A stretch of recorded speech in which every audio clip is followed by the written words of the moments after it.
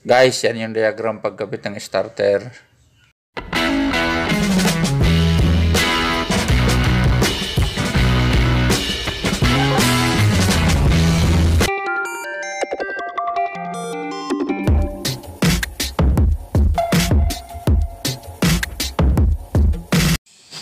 Tara guys, ikabit na natin.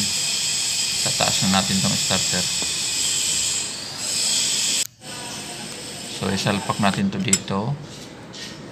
Tapos ikabit natin tong DC-setting tornilyo para doon sa min positive na galing battery relay.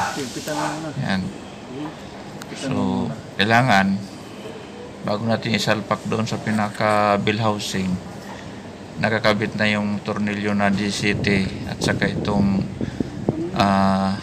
8 para hindi na tayo mahirapan na magkabit pag nakakabit na doon sa bill housing kasi sobrang sikip doon guys. Kaya dito pa lang kabit na natin itong tornilyo. Ngayon ito namang 8 ang ikabit natin. Tapos na yung DCT 8 naman. Yan. Kaya baliktad to boss? Kabit mo ng kable. Yan, ito natin ng DCT. Taas. Ganyan.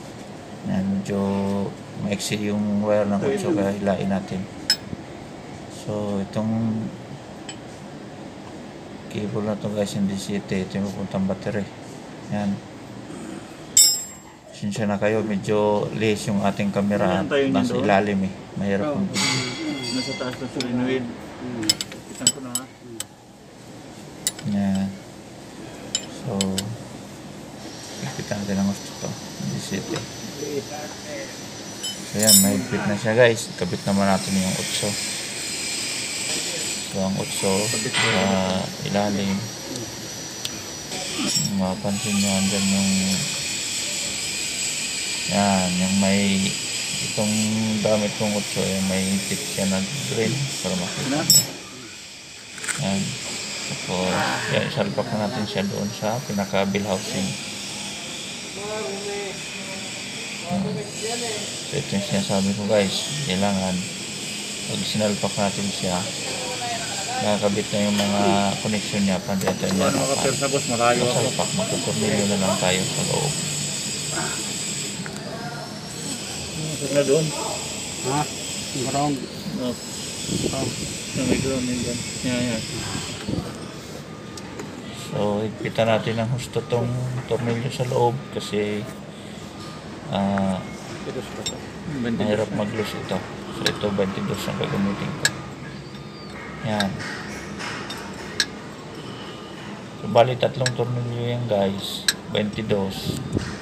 Ang gabi na gagamitin is kombinasyon na 22. Tapos yung isa dyan niya kakabit yung sa ground. So naka body ground siya papunta sa starter. Yan. Yung dito sa taas, tingnan mo yung tornilyo sa taas, ito yan o. Yan. Yan yung sa taas. 2 sa ilalim, isa sa taas.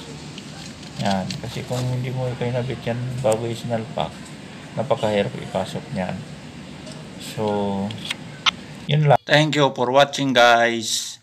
Don't forget to subscribe, like, comment, share to my video. Sa mga hindi pa nag-subscribe, mag-subscribe na kayo guys. At pag-ipindot nyo na rin yung notification bell para maging updated kayo sa mga videong aking i-upload. Shoutout nga po pala kay Mr. Gali Manubo 3996. So nag-request po siya ng shoutout sa ating comment section sa baba.